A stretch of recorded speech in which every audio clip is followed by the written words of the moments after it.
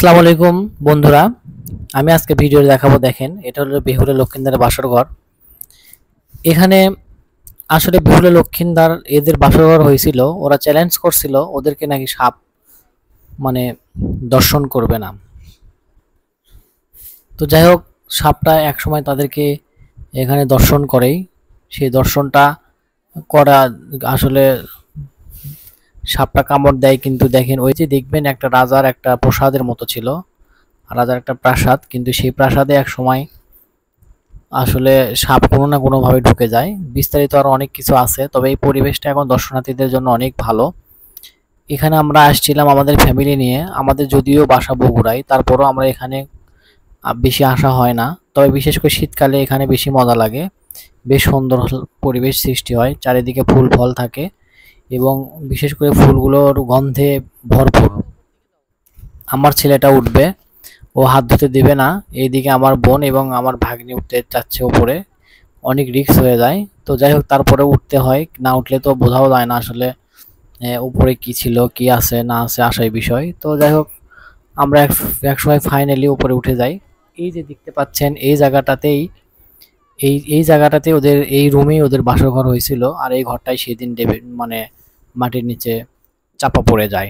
তবে চাপা পড়ে গেলেও আদৌ সেই মানে জায়গাটা দর্শনার্থীদের জন্য খুব মানে দর্শনার্থীদের জন্য খুব একটা জানার বিষয়, কৌতূহল আছে তাদের জানার জন্য। তো অনেকেই অনেক জায়গা থেকে আসে, দেশ বিদেশ এবং অনেক গ্রাম থেকেও আসে, কিন্তু কাছের লোক আমরা তাই আসতে পারি না। অনেক দিন পর আসছি এই ভাগ্নিগুলো নিয়ে বেড়াতে। তো যাই হোক, ফাইনালি এখানে আসছি, পৌঁছেছি। অনেক আগে ছোটবেলায় যখন ছিলাম আসছিলাম, পৌঁছাতে পারি নাই। তবে অনেক ভালোবাসার মানুষ, দেখেন এই ওয়ালে ইটে লিখে গেছে সেই তাদের ভালোবাসার কথা, সেই তাদের ভালোবাসার স্মৃতি। হয়তোবা তারা তাদের মানে একসাথে নাই, তবুও তাদের ভালোবাসার কথা, ভালোবাসার কিছু স্মৃতি এখানে রেখে গেছে। এটা আজীবন থাকবে। ইটে যেগুলো লিখছে এরা, মানে বিষয়টা, সেগুলো আসলে ঠিক না, তারপরও তারা লিখছে, জানি না কেন। এখানে আমরা উঠতেছি এবং আমরা যে একটু সময় দিয়ে ছবি তুলবো বা একটু সময় কাটাবো, তার কোনো উপায় নাই। কারণ মনে হচ্ছে যে এখানে ধারা বাঁধা টাইম দেওয়া আছে। আমরা ছবি তুলতে না তুলতে আরেক ভাইয়া বলতেছে যে আমরা একটু উঠি, ভাইয়া ছবি তোলেন। তাহলে আসলে এটা কেমন হলো? এমন মনে হলো যে মনে হয় সব ভরে গিয়ে স্বাধীন মতো ইচ্ছা মতো আমরা বেড়াই। উপর থেকে ছবিটা তুলছিলাম, দেখেন উপর থেকে ভিডিওটা করছি, দেখতে এতটা সুন্দর, এতটা পরিবেশটা মানে কি বলবো, দেখার মতো একটা জায়গা। খুব সুন্দর ভাবে আর্ট করছে। চারপাশে ফুল গাছগুলো খুব সুন্দর এবং ফুল গাছগুলো গন্ধে ভরপুর। তবে খুব বেশি দূরে না, বগুড়া থেকে খুব সামান্য 15-20 টাকা ভাড়া লাগে এখানে যাইতে। তবে যারা এখনো আসেন নাই তারা আসতে পারেন। আর এখানে দেখেন মনের সুখের রোদটা পাচ্ছে। এটা আসলে শীতকালে গিয়েছিলাম, তো তো শীতের সময় গিয়েছিলাম, আরামসে দেখেন পায়ের ব্যথা। কিন্তু আমার ছোট ভাগ্নিটা কি করতেছে দেখেন, ও মনের সুখে মাটির সাথে মিশে গেছে। মনে হচ্ছে ও যেন বেহুলা লক্ষিন্দরের কোনো অংশের চেয়ে কম নয়। তো যাই হোক, তো আমরা আসছি এইদিকে। আমার স্ত্রী দেখেন একটু পোজ নিতে চাচ্ছিল, আর আমার বড় ভাগ্নিটাও আছে, ক্যামেরার সামনে আসতে চায় না। আর আমার ছেলেটা একা একা ঘুরতে পছন্দ করে। তো যাই হোক, সে একা একা ঘুরতে পছন্দ করলেও সে এখন আস্তে আস্তে বড় হচ্ছে, তার জন্য দোয়া করবেন।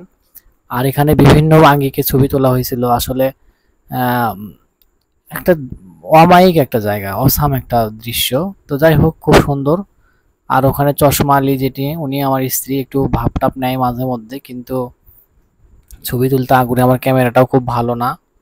তো তো যাই হোক, আমি নিচে নেমে যাই এক সময়। এইদিকে আমার স্যান্ডেল পড়ে যায়, যাই হোক পড়ে গেলেও কিছু করার নাই। আর দেখেন এখানে এই ফুলটা দেখেন, কফির মতো দেখতে, মনে হচ্ছে যে পাতা কপি, কিন্তু আসলে এগুলো কপি নয়। আমি নিজেও জানি না এগুলো কি। তবে এই প্রথম আমি এখানে দেখছি যে বগুড়াতেও খুব সুন্দর সুন্দর পরিবেশ এবং খুব সুন্দর সুন্দর গাছ আছে এবং ভালো ভালো কিছু দেখার কিছু আছে। তো যাই হোক, ওখান থেকে বের হয়েই আগুন পান খাওয়ার জন্য জেদ ধরে গেল। তো আগুন পান খাবে, কিছু করার নাই। তো আগুন পান খাইলো, কিন্তু আমি আর এগুলো পান টান খাইতে পারি না। আমি পান বিড়ি সিগারেট কিছুই খাই না, যদিও একটু ভালো থাকার চেষ্টা করি, কিন্তু এগুলো খাই না। তবে আগুন পান অনেক দামি পান, তেমন কোনো ভয় নাই, মুখের মধ্যে দিলেই নাকি বন্ধ হয়ে যায়। তবে শেষমেশ আমার আমরা মনে হয় মেবি 2টা পান কিনছিলাম, কারণ আগুন পান সবাই খাইতে পারে না, খুব ভয় পাচ্ছিল। এদিকে আমরা আগুন পানের পরিবর্তে আমরা 7 আপ আসছি, মোজো এসি। তো যাই হোক, আগুন পান খুব ভালো বিক্রি হয় এখানে, মানে আগুন পান একটা আকর্ষণীয় জিনিস। তো যাই হোক, এখানে আগুন পান খাইতে খাইতে সবাই মানে আগুনের মতোই উত্তাপ নিচ্ছে, তাপ নিচ্ছে। যাই হোক, নিলেও কিছু করার নাই। তো এখানে ইনি আগুন পান বিক্রি করে মোটামুটি ভালোই স্বাবলম্বী। তো আগুন পান তৈরি করতে বেশ তেমন কিছু লাগে না, বিভিন্ন রকম মশলা আইটেম দেওয়া থাকে। যারা এখানে খাইতে চান তারা এখানে এসে আগুন পান খাইতে পারেন। আর এইদিকে এই ভদ্রলোকটা একটা কুকুর নিয়ে আসছে, বিদেশি কুকুর। এই কুকুরের দাম নাকি প্রায় প্রায় 1,50,000 টাকা এমনই বলছিল। যাই হোক, কুকুরটা উনি নিয়ে আসছে, এমন একটা ভাব মনে হচ্ছে কত কিনা করবে। পরে শেষমেশ আমরা দেখতে পাইছি ইনি কুকুর দিয়ে মানে কুকুর খেলা দেখায় টাকা মানে ইনকাম করতেছে। তো যাই হোক, উনি ওনার পেশা, আমাদের কিছু মানে কিছু করার নাই। আর এইদিকে এটা হলো নাকি দুধ পাথর। আমরা আস্তে আস্তে মহস্থানের দিকে চলে যাই। মহস্থান আসার পরে আমরা হলাম এখানে দুধ পাথরে ঘুরতে আসি। এখানে একটা কথা আছে, পাথর নাকি দুধ খেয়ে শেষ করে। আসলে জানি না এটা কতটা সত্য। এই পাথরে দুধ ঢালা হয়, দুধ ঢাললে কি থাকবে বলেন? সকালে দুধ ঢালা হয়, এই পাথরটা অবশ্যই শুষে খাবে। তো যাই হোক, এটা নাকি দুধ পাথর। এদিকে গাছতলায় অনেক অনেক নেশাখোর গাঁজাখোর আছে, গাঁজাখোরের অভাব নাই। তো আসসালামু আলাইকুম, সবাই ভালো থাকবেন।